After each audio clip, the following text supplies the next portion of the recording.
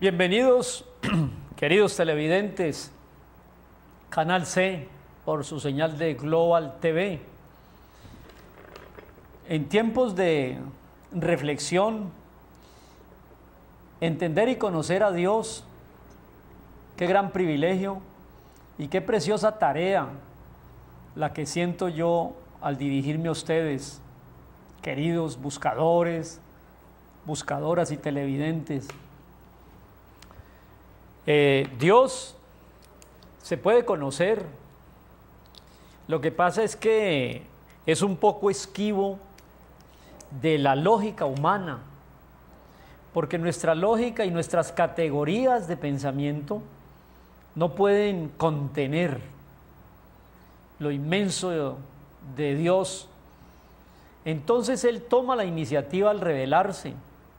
Le podemos conocer y yo le conozco. Y por eso lo anuncio, porque Él se reveló, Él tomó forma humana, Él nos habló en un lenguaje antropomórfico, Él asumió la humanidad, Él se encarnó en Jesús. Jesús es Dios humanado. Y entonces yo le invito a que lo conozca.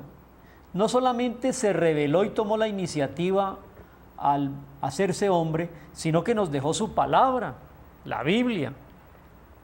Y la Biblia es el mensaje escrito de Dios, el manual del fabricante. Y ese Dios maravilloso lo puede uno entender poco a poco a través del estudio y la lectura de la Biblia, iluminada por el Espíritu Santo. Y el tema de hoy en el primer libro de Samuel, como lo dice allí el texto en la pantalla, en el capítulo 4, los primeros 11 versos, podemos entender que Dios tiene una presencia real en medio de los hombres, pero Dios no es objeto de manipulación. Yo creo que el gran error que cometen las religiones es pensar que Dios es un amuleto, o es una imagen, o es un cuadro, o es un símbolo, y que al colgarse el amuleto o al tener el cuadro en casa, usted queda protegido. No, Dios es un ser que quiere habitar dentro de nosotros.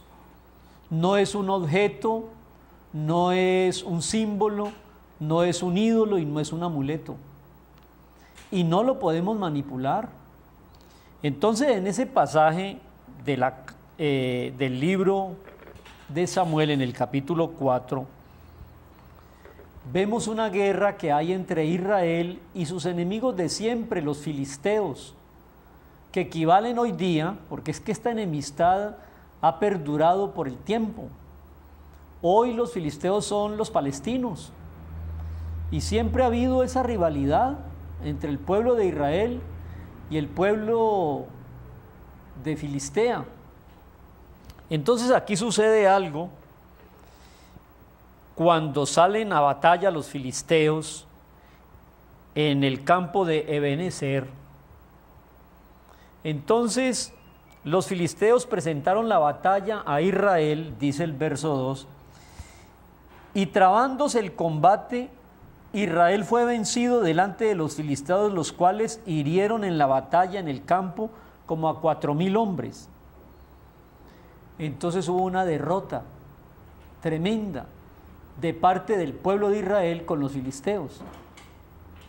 Esa derrota, cuando llegaron al pueblo de Israel con el informe de que habían sido derrotados, entonces ellos lo lamentaron mucho y pensaron en un símbolo, pensaron en un ídolo, imagen, que si estuviera acompañando a los israelitas, vencerían.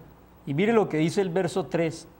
Cuando volvió el pueblo al campamento, los ancianos de Israel dijeron: ¿por qué nos ha herido hoy Dios delante de los filisteos? Traigamos nosotros el arca del pacto de Dios.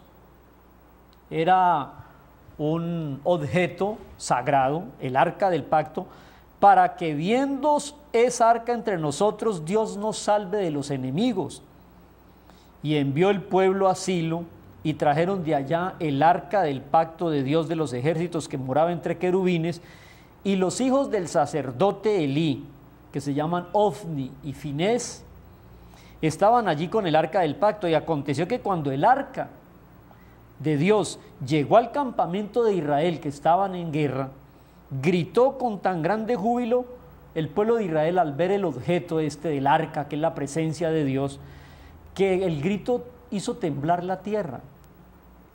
Cuando los filisteos, sus enemigos, oyeron el júbilo, dijeron: ¿qué voz de gran júbilo hay en el campamento de los hebreos?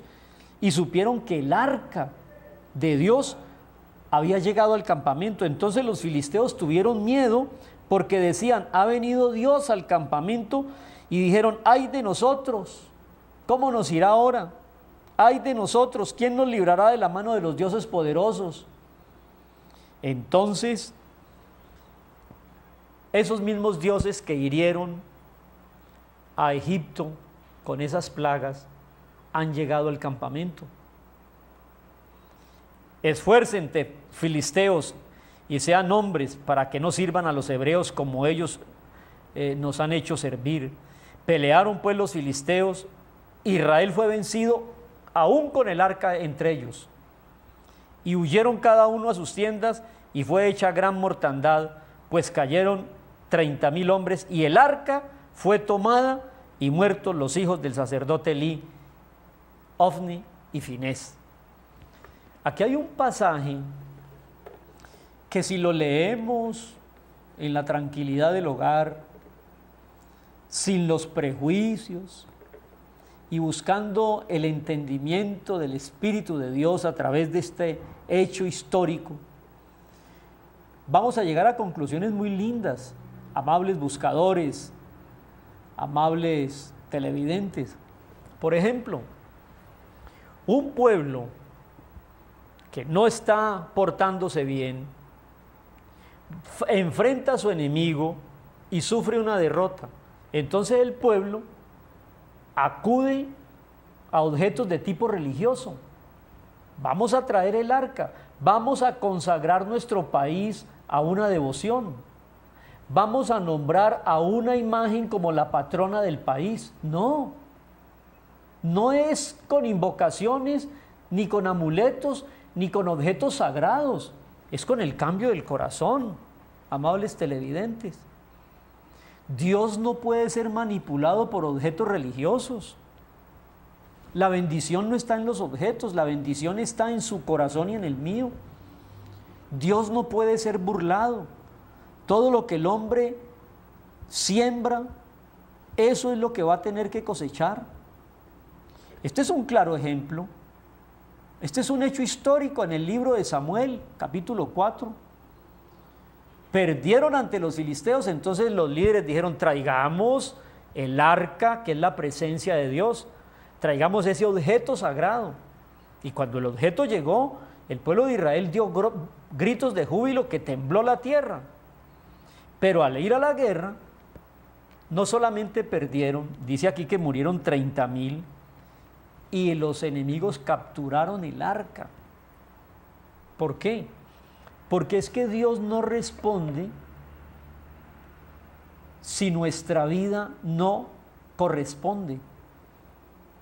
Si yo tengo una vida que no corresponde a la fe en Jesús y al Espíritu Santo dentro de mí, por mucha agua bendita que tome, por muchas invocaciones que haga y por muchos objetos sacros que tenga, Dios no responderá, porque Él quiere cambiar partiendo de tu corazón, que debe darle cabida allí al Espíritu de Dios y a Jesús resucitado.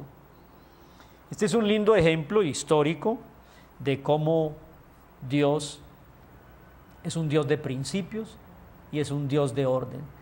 De nada le sirve a nuestra querida patria colombiana consagrarse a invocaciones del Sagrado Corazón o de Chiquinquirá si el corazón de nosotros, los colombianos, no hace un giro y busca al único y verdadero Dios, permitiéndole entrar a su corazón para que le cambie.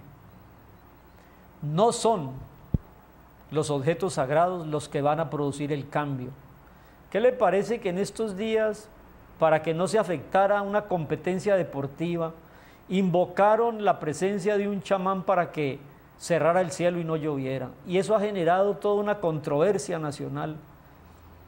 Por favor, entendamos que el Dios de la Escritura, que tomó forma de hombre en Jesús, lo que quiere es entrar a nuestro corazón para que Colombia cambie, partiendo del cambio de cada uno de nosotros.